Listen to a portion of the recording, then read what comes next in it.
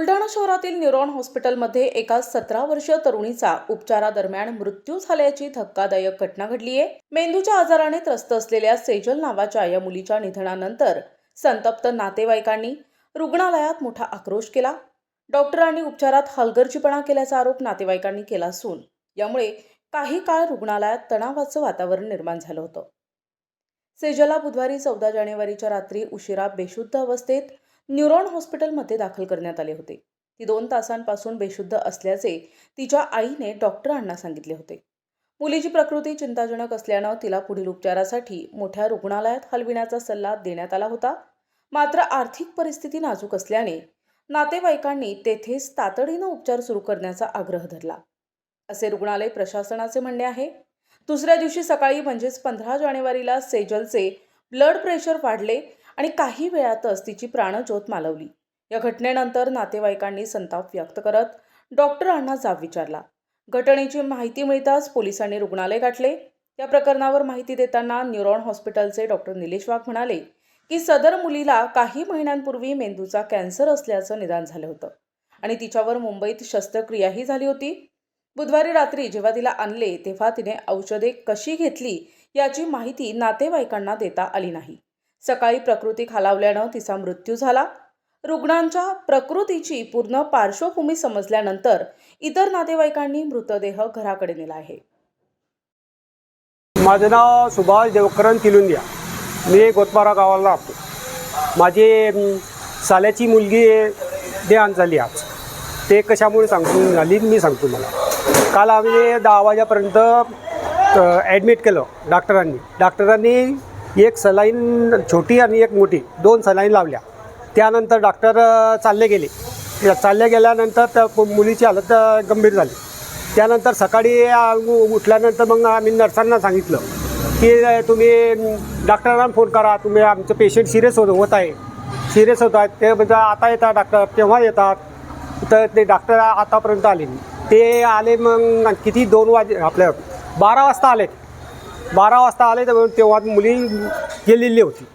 आता त्यांचं एक कर्तव्य होतं की आपला पेशंट सिरियस असून जरी तो दुसऱ्या दवाखान्यात गेलेला होता, त्याचं आपल्याला माहिती होतं की आपलं पेशंट सिरियस आहे तर त्यानं इथं सकाळी लवकर याचं काम होतं। नर्सांचं बी त्यांना फोन लावून सांगायचं काम होतं। आम्हाला न्याय पाहिजे आणि त्यांच्यावर कारवाई व्हायला पाहिजे। पेशंटला नेमका काय प्रॉब्लेम झालेला? पेशंटला प्रॉब्लेम मग काही ती झोपलेली होती, ती बेशुद्ध अवस्थेत होती। ॲडमिट कशाला केला होता? ते झोपलेली होती, ते बोलू शकत नव्हती। अगोदर काही उपचार झालेला होता? अगोदर मुंबईला उपचार झालेला होता। 4 महिने अगोदर ब्रेन ट्यूमरचं ऑपरेशन झालेलं होतं। ते ऑपरेशन सक्सेस झालेलं होतं। 2-3 वेळेस आम्ही मुंबईला पुन्हा तपासायला गेलेलो होतो। ते सगळं ठीकठाक होतं, पण हे काय की ती मुलगी समजा बेशुद्ध अवस्थेत होती तर आम्ही रात्रीच दवाखान्यात आलो। म्हणजे डॉक्टरच्या हलगर्जीपणामुळे? डॉक्टरच्या हलगर्जी, ते सकाळी लवकर आले असते तर आमची मुलगी वाचली असती। कारण की रात्री 11 वाजेपासून तर दुसरे 12 वाजेपर्यंत जर डॉक्टर 14-15 घंटे जर वॉर्डमध्ये येऊ शकत नाही तो डॉक्टर आहे की कसा येतो? आपली मागणी काय आता? मागणी आम्हाला न्याय बघो, डॉक्टरांना शिक्षा हवी पाहिजे। काल संध्याकाळी जवळपास सुमारे 9:30-9:30च्या वेळेला 17 वर्षीय एक मुलगी गोतमारा या गावातून सेजल नावाने इथे गंभीर अवस्थेत दाखल करण्यात आली। ती आल्यानंतर पेशंट मी जेव्हा तपासणी केली त्यावेळेस पेशंट अनकॉन्शियस होती, रिस्पॉन्स काहीच नव्हतं आणि बाकी सर्व पॅरामीटर्सवर अनकॉन्शियस कंडिशनमध्येच असल्यामुळे सर्व त्या प्रकारची आम्ही हिस्ट्री घेतली। पेशंटच्या आईला जेव्हा विचारण्यात आलं की पेशंट बेशुद्ध अवस्थेत केव्हापासून आहे, तर त्यांनी सांगितलं पेशंट 2 तासापासून बेशुद्ध अवस्थेत आहे। त्यानंतर मी काही पुढील तपासण्यासाठी त्यांना सांगितलं। काही तपासण्या करण्यासाठी जेव्हा मी त्यांना सांगितलं आईला, त्यावेळी त्यांनी सांगितलं की आमची परिस्थिती नाजूक आहे, MRI वगैरे ह्या तपासण्या आम्हाला पॉसिबल होणार नाही, तुम्ही होईल तशी ट्रीटमेंट करा। त्यानंतर मी ते पण सांगितलं की इथे परिस्थितीचा प्रॉब्लेम असल्यामुळे, आर्थिक परिस्थिती बिकट असल्यामुळे इथे न ठेवता तुम्ही गव्हर्नमेंटला शिफ्ट करा। त्यांनी मला सांगितलं जसं पॉसिबल आहे तुम्ही रात्रभर ट्रीटमेंट करा। मी ती पण आयडिया त्यांना दिली की खूप गंभीर कंडिशन आहे आणि हीच पेशंट माझ्याकडे जवळपास 5-6 महिन्यापूर्वी आली असताना तिला ब्रेन ट्यूमर म्हणजे ब्रेनचा कॅन्सर हा डिटेक्ट झाला। जेव्हा कॅन्सर हा आतल्या भागात असल्यामुळे तिला ऑपरेशनची गरज होती। मी परिस्थिती जाणीव घेऊन त्यांना गव्हर्नमेंट हॉस्पिटल मुंबई इथे रेफर केले.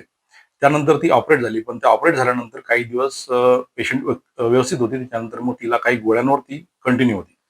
आता काल जेव्हा अनकॉन्शियस किंवा बेशुद्ध अवस्थेत पेशंट इथं आली, तेव्हा त्यामध्ये तिने गोळ्या किती घेतल्या, जास्त घेतल्या की कमी घेतल्या हे नातेवाईकांनाही कल्पना नव्हती. पण आईकडून ते सांगण्यात आलं की आम्हाला जाणीव नाही, कदाचित जास्त घेतल्या असतील किंवा घेतल्याही नसतील.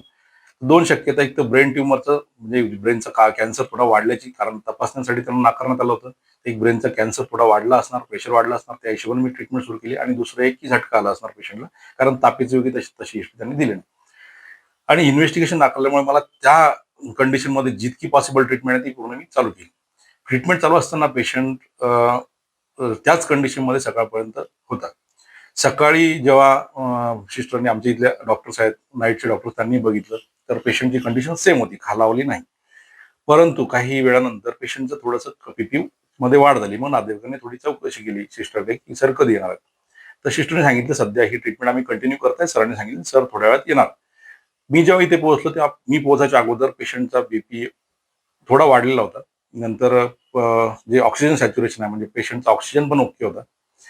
त्यानंतर इथे नातेवाईकांनी जो गोंधळ केला त्यामध्ये आम्हाला त्यांनी ट्रीटमेंटमध्ये अडथळा निर्माण केला.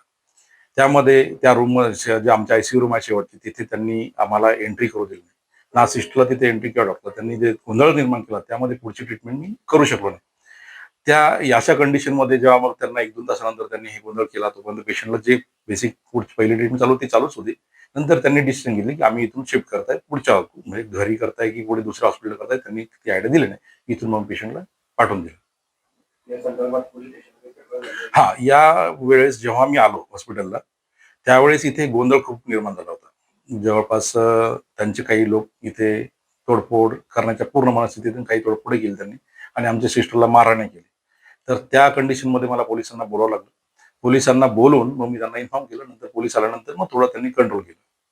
नंतर नातेवाईक जे आहेत ते मृतकाचे ते हा. घरी ते रवाना नाही, केले काय झालं त्यामध्ये, त्यांचे काही नातेवाईक आहे ते नंतर आले. त्यांना मग मी बसून सांगितलं की असं असं पेशंट आहे, आणि त्यांनी जाणीव होती पूर्ण की कॅन्सरचा पेशंट आहे, ब्रेन कॅन्सर आहे आणि सिरियस तर होताच. मग त्यांना जेव्हा मी कल्पना दिली की रात्री असं असं बोलणं झालं होतं, सिरियस कंडिशन आला, मग त्यांना त्याची आयडिया आली की नाही, आपलं पेशंट सिरियस होता. ही ट्रीटमेंट चालू केली. ती पण ट्रीटमेंट त्यांना मी सांगितली. त्यांचे एक डॉक्टर आहे तिकडचे, त्यांना मी बोललो की अशी ट्रीटमेंट, त्यांच्या डॉक्टरनी मान्य केलं की ही ट्रीटमेंट प्रॉपर आहे. नंतर मग त्यांनी समजून सांगितलं. तेव्हा कुठे मग ते म्हटले की नाही, आम्ही इथून आता शिफ्ट करतोय. आणि मी पण त्यांना सांगितलं, तुम्हाला जर इथे ट्रस्ट नाही, भरोसा नाही, तुम्ही इथे ठेवू नका, पुढे घेऊन जा. प्रतिनिधी संजय दांडगे, NTV न्यूज मराठी, जळगाव जामोद, बुलढाणा.